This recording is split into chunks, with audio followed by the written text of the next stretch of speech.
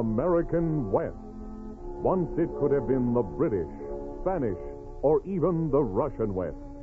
It became American primarily because of the explorations of two young Army officers, Meriwether Lewis and William Clark. Their pioneering journey stands as one of the great achievements in the history of the United States.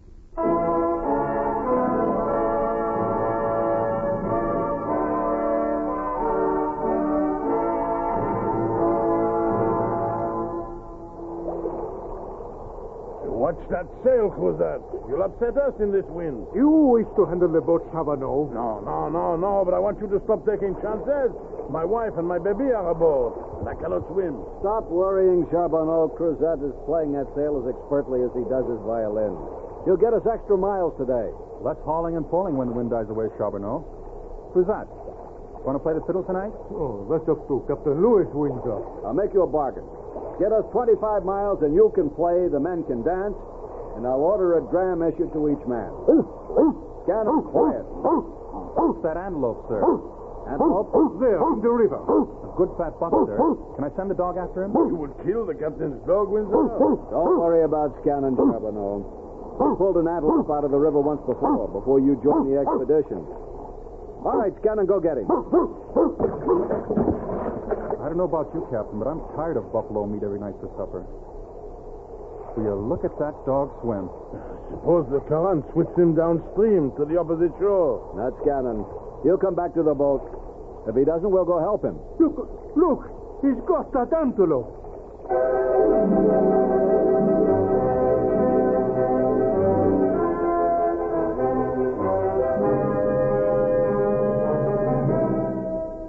Horizons West, the continued story of the Lewis and Clark expedition. Now with Harry Bartell as Meriwether Lewis and John Anderson as William Clark, listen to Chapter 4, Into the Unknown.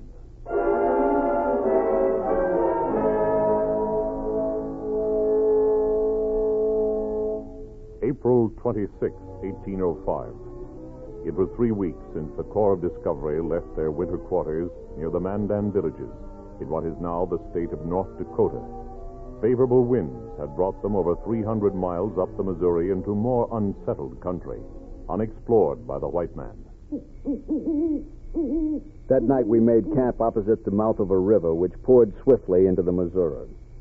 Billy Clark identified it as the Yellowstone from descriptions given us by the Mandan Indians.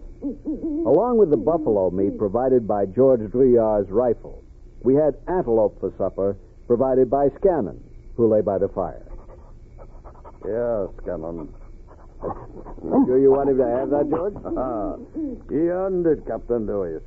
No longer am I, George Drouillard, the best hunter in this corps. Oh, by the way, from now on, it will be wise to keep the dog close to you, sir. We are in grizzly bear country. Scannon might make the mistake of going after one of them. He might. Right now, he's not afraid of anything. Excuse me, Captain Lewis, but Cruzat says we came 30 miles today. 28, by my reckoning. 28? Thank you, sir. Anyhow, Cruzat wants to know if we should get out his fiddle. 28's more than 25, isn't it? Yes, sir. Tell Sergeant Ordway to issue a drink to each man. Yes, sir. Thank you, sir. You're letting them dance tonight? They need fun and relaxation. The minute the wind stops, they'll be pulling the boats upriver, and they won't have enough energy left to dance. You're right, Meriwether. George, the Indians say grizzlies are the most dangerous of all animals. The Mandans go in bands to hunt them. Riflemen should do the same. A grizzly can keep charging even with a dozen shots in his body. Only a ball to the brain stops him dead. I suppose we'll have to go after a few of them in the interest of science. We'll need some specimens for Mr. Jefferson. At least the bones and the skin. The grizzly I saw this morning was at least 8 feet tall, and I guess his weight is about 1,000 pounds.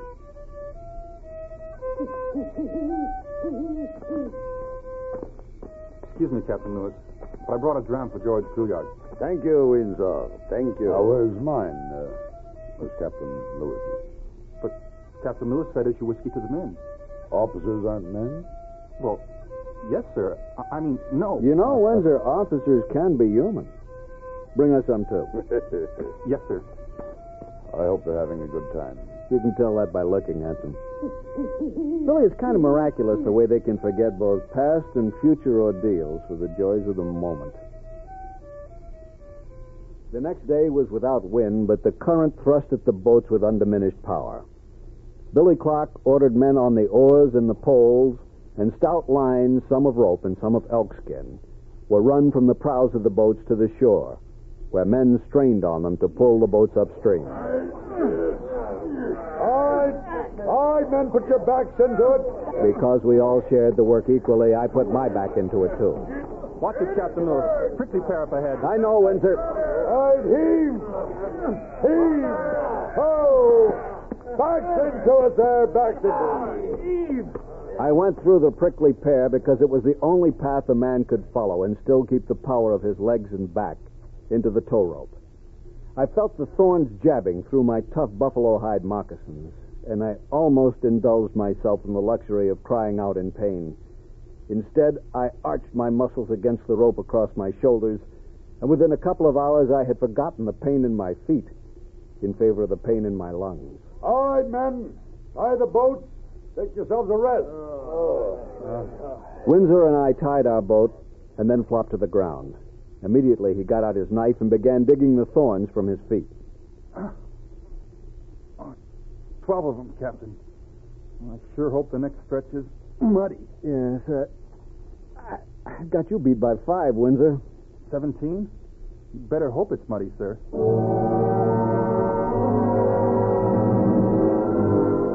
The following day, I stayed on shore to verify certain geographical features described by the Mandan. Noting signs of bear, I armed myself with rifle, knife, and my espontoon, a short spear hatchet issued to all infantry officers. I followed the Missouri to where a small stream tumbled into the main river from the north. Inland a few miles, it would be broken by rapids. If it was the stream the Mandans had named the Medicine River. I came across a buffalo cow. Not knowing how far away the rapids were, I decided to provide myself with food. It was a good clean shot which dropped the beast in her tracks, and I moved toward a potential lunch, supper, and breakfast.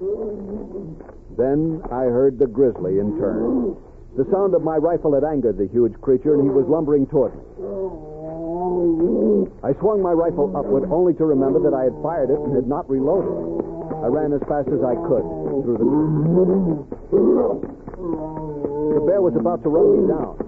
I angled toward the rapids, death of a different kind if I should plunge into them. In desperation, I dropped my empty rifle and presented the oncoming monster with the lethal end of my espontoon. For some unaccountable reason, or perhaps it was the intervention of God, the grizzly stopped, looked at me, turned, and ran away.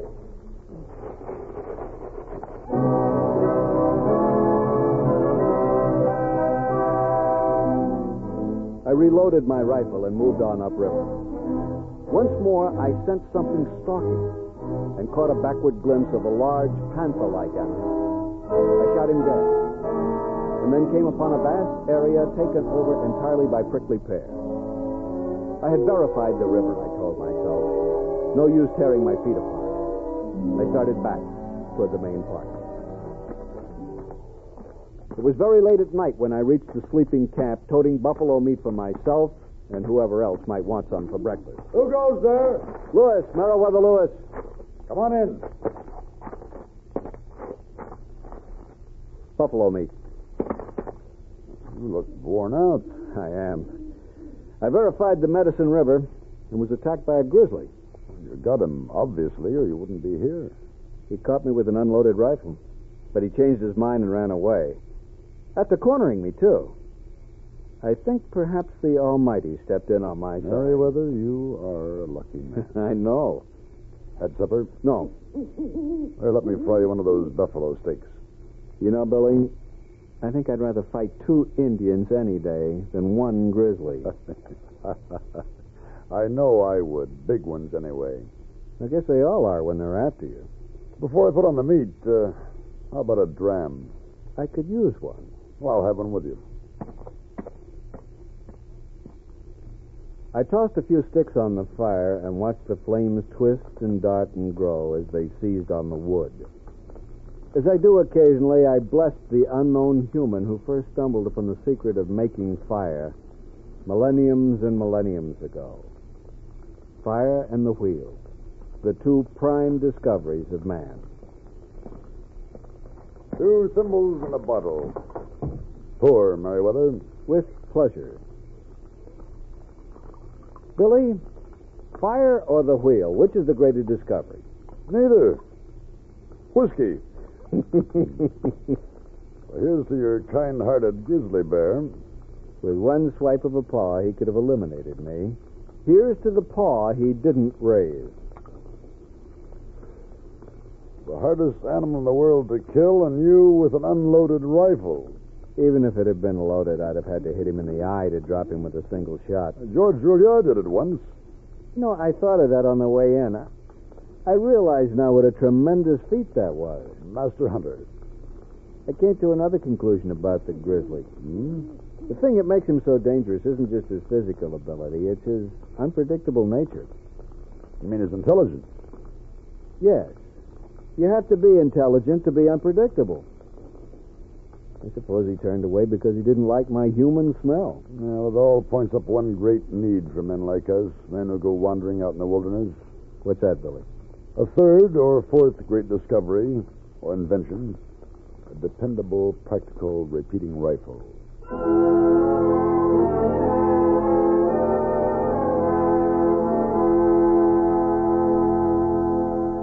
For days, adverse weather conditions continued, and we were forced to use the tow ropes constantly. Every man in the Corps limped about on sore and lacerated feet. Then, on May 14th, we were awakened by a breeze caressing our faces. Feel that, Meriwether? Praying it turns into a wind. Come on, everybody. Everybody up. On your feet. All right, let's go. By the time we pushed off from the shore, the breeze had quickened. Our sails filled, and we scudded along upriver. Any suggestions about playing sail, Charbonneau? Mon Dieu, Cruzat. Surely you can increase our pace. Surely you can extract more from so brisk a wind. The wind held. By noon, we were sure it would hold the rest of the day and maybe longer. And Billy and I broke a rule which we had followed until this moment. We both went ashore at the same time to catch up on the botanizing. That's a fine day. I'll have no trouble with the boats. With this wind, we'll have to walk a good 10 miles to catch up to their evening camp. Hey, Meriwether, look. I've never seen a grass like this. If it is a true grass. Sheath leaves. I'd say it is family Graminia, all right, but this particular variety is new to me, too. We better take a few specimens. Billy, it's a big white boat. They're in trouble. What's Charbonneau doing at the tiller? Into the wind, Charbonneau, into the wind! He can't hear you. We both continued to yell and ran down to the edge of the water, although those in the boat were too far away to pay us any heed. It was a frightening sight. Charbonneau made no move to control the helm, and the boat, at the mercy of the wind, capsized.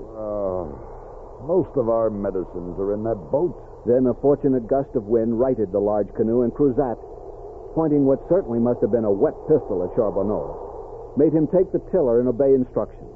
Look at Sacagawea. Calmly, the Shoshone woman held her baby in the crook of one arm and used her hands to scoop up and save articles which threatened to drift away from the partially flooded boat. While the men bailed, Cruzat browbeat Charbonneau into beaching the craft. We ran down to the boat in time to keep Cruzat from attacking Charbonneau. Yellow dog, I will break your head wide open. Try it, fiddler, try it. Stop it. All right, that's enough. That's enough. Yes, sir.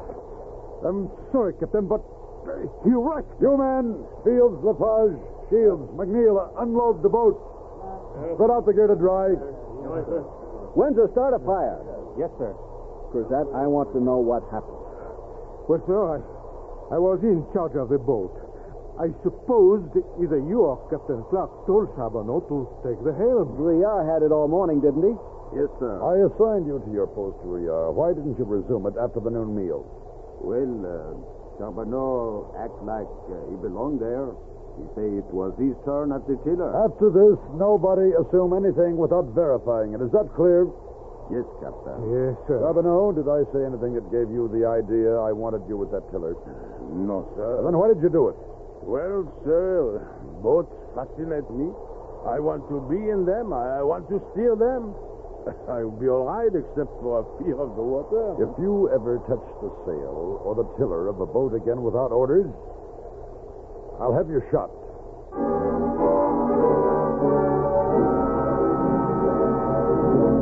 The wind increased, but of course we were compelled to spend the afternoon drying the contents of the boat instead of sailing briskly upriver.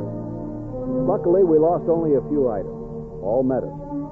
And by night, we had repacked everything and covered it against what proved to be a thunderstorm. We camped under a thick stand of trees. While fires were made and supper started, we were protected against sudden onslaughts of rain by the interlaced canopy of branches overhead. It had been a frustrating day, and the moment the evening meal was over, the men sought out their blankets. Feeling wakeful, wondering how much we would have to endure before reaching the Rocky Mountains, I took the first watch. The camp was heavily asleep. I remained under the biggest of the trees where Billy Clark, George Drouillard, Cruzat, and several others were sleeping. Scannon lay near me.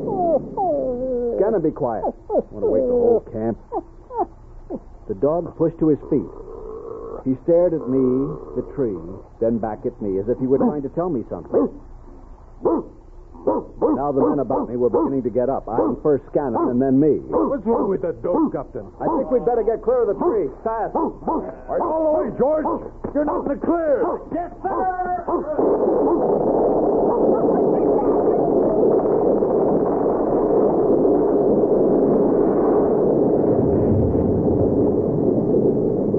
We reached safety just in time as lightning struck the tree, which came crashing to the ground. The noise awakened the entire camp. For a moment, while the others rushed to surround us, we who were directly concerned were silent. Then Cruzat managed to speak. Thank heaven we all got clear. It was Scannon. He kept at us until we moved. You mean that dog knew? Some dogs have a perception like a sixth sense. From now on, Scannon gets the choice of the meat that I shoot. The big dog stood there looking at us, his tongue lolling and his tail wagging. I showed him my approval by scratching his ears, and so did Billy. But the others just wanted to touch him, as if he were some sort of magic talisman.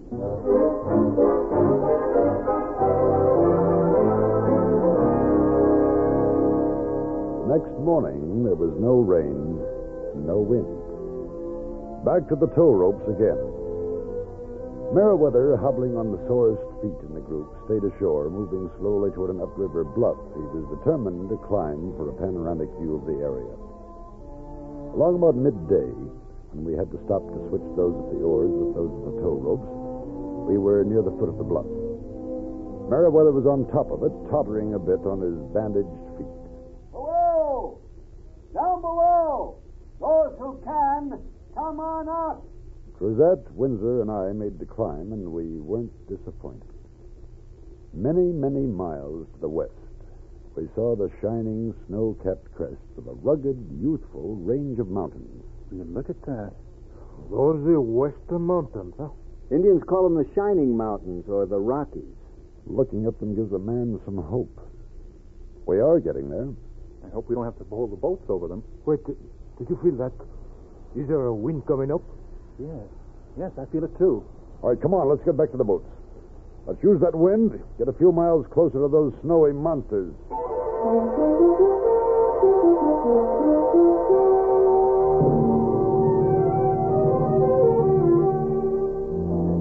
The evening of June 2nd, we reached a place where another river joined the Missouri, forming a sort of rough Y, with each fork approximately the size of the other. Looks like a problem to me, Meriwether. We're to follow the Missouri, but which is the Missouri? At this time of night, I don't know. Let's wait till morning. It's going to be a hard decision, night or morning. Let's bolster morale by asking Charbonneau to cook supper. Whatever weaknesses Charbonneau had, they had nothing to do with his culinary skills. Well-filled stomachs made us sleep easily, and we awoke to a morning which showed us our dilemma of the two rivers in bright sunshine. Now, whether both forks look about the same width, I judge they're about equal in volume of water. Either one could be the Missouri. We need to do a little reconnoitering. Most of the men are footsore and exhausted. We'll have to keep reconnaissance parties at minimum strength. 5 or 6 each. If you agree, I'll explore the South Fork with York, Sergeant Gass, George Shannon, and the two Fields boys. It's a fairly healthy group. I'll take Sergeant Pryor, Shields, Windsor, LaPage, Cruzat, and Drouillard. Might be a good idea if Sergeant Ardway moves camp to the spit of land between rivers. The men can rest and make new moccasins. Good. How far upstream do you want to go? Let's figure a maximum of 4 days. Well, that should tell us something definite. We assembled our respective patrols. In a few minutes after Billy Clark had started along the South Fork, I led my 6 men along the banks of the North Fork. This river seemed to be flowing in almost a north-south direction, through open plains-type country. This is Missouri, Captain. It looks like that. Same old Missouri mud. And the same old prickly pear along the opposite bank. Then you all think it's the Missouri because the water's muddy. But the bottom, too, it's earthy and soft. If it is the Missouri, how do you account for the north-south direction? The way to the Pacific is west. Sooner or later, it will turn west, sir. I wish I could be as certain as you are. George, you and Sergeant Pryor better move on ahead and shoot us some dinner. Yes, sir. What is your pleasure? Buffalo, elk, deer, bear, or waterfowl? How about prairie dogs? What, you mean that, sir? You better get a few just in case there's nothing bigger available. Yes, sir. As it turned out, Pryor and Drouillard shot elk along with the prairie dogs, but fussy appetite or not, I found I preferred the latter.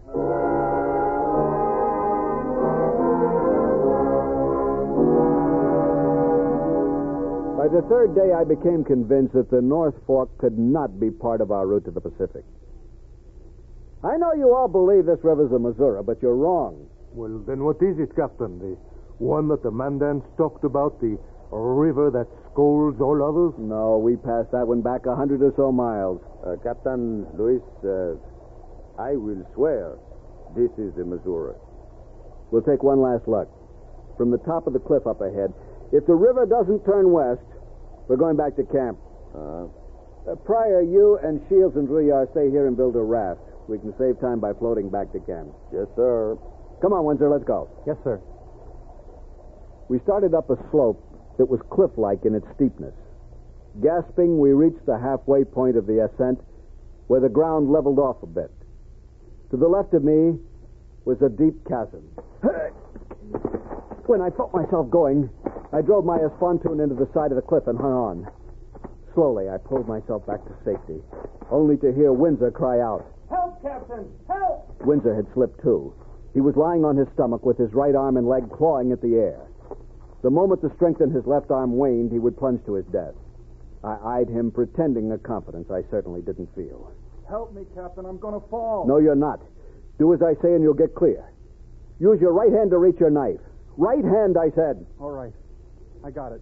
Now, dig a toe hold for your right foot. That's it. Put your right foot in. Yes, sir. Now, shove upward to the left with both feet. Hard. Good. Rest a minute. Get your breath. And we'll find an easier way to the top. Thank you, sir. I thought it was all over. We made it to the top. Shading our eyes with our hands, we followed the progress of the river. It continued a winding course north with no significant turn to the west. Using a different descent, we returned to the river bank where the other four were grouped about a partially built makeshift raft, eyeing it dubiously. It's no use, Captain. There just is not enough wood here to make a seaworthy raft. On the way back to the main camp, a disagreeable trip because rain turned the earth into a particularly viscous mud beside the river. I spoke of the two rivers to the men. Each was convinced that this muddy North Fork was the Missouri. It's carrying a load of silt from the Canadian plains. Still from here, too, sir. It could make its western turn beyond where we could see from that hill. I stopped discussing the question because I knew that ultimately the decision would have to be mine and Billy Clark's. It was another command decision and a crucial one. An error in judgment, and we could be taken many hundreds of miles out of our way. And by the time we retraced our steps, it would be too late in the season to attempt the crossing of the Rocky Mountains. Cold, wet, and tired, we reached the main camp 2 days late. After a warm meal and a chance to dry out, I was ready to attack the problem of the two rivers. Men, move in here so Captain Lewis and I can talk to you. About the rivers, Captain Clark? That's right. I think we all know that a wrong decision could possibly cause the failure of the expedition. At the very best, it could delay our arrival on the Pacific coast a year. Charbonneau, did you discuss it with Sacagawea? Yes, Captain. We spent much time talking. When she was stolen from her people 5 years ago by the Gros Ventre raiding party, they stayed away from the rivers where they might find other Indians. They rode swift horses overland, clear to the Dakota country. She remembers no talk among her people about these two rivers. No, but it is her opinion that the muddy one is the Missouri. For what it is worth, that is also my opinion. The 6 men who went with me also agree with that. Well, simply because the South Fork is clean and clear with a pebbled bed. That's not the Missouri they've struggled with the past year, but it does happen to be the Missouri of the mountains before taking on a burden of plains country silt. And it does head west. None of us wants to make a mistake, sir. None of us wants to fail any more than you. Since I got back from the reconnaissance with Captain Lewis, I've talked to everyone. 29 of us are in favor of the North Fork. 30 if you count Sacagawea. Well, you may be in favor of it, Windsor, but that doesn't matter. The decision has to come from Captain Lewis and me. Some of you may know that I have a fiancée back in Virginia, Miss Maria Wood. Very attractive young lady. I've just named the North Fork Maria's River after her, so it can't be the Missouri. I don't mean to say that your opinions don't count, because without you, there would be no Corps of Discovery.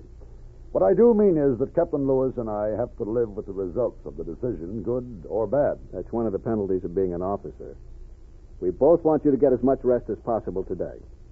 Tomorrow we move west, up the Missouri, the clear South Fork that leads to the mountains. The men thought we were wrong, yet they were determined to follow us. This loyal group was a far cry from the half-disciplined Corps of Discovery that set out from St. Louis over a year ago. Suddenly, I felt like a giant. Because of the men, we would make it. We would stand on the Pacific shore, and we would make it back to report our discovery.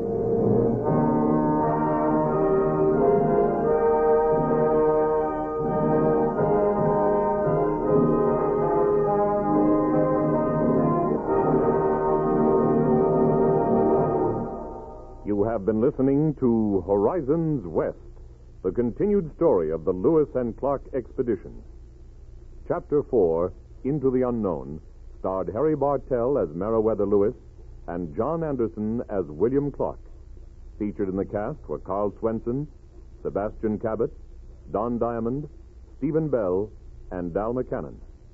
Our story was written by Carl A. and William Tunberg and directed by William Lally. Sound patterns by Gene Twombly. Michael Rye speaking. This is the United States Armed Forces Radio and Television Service.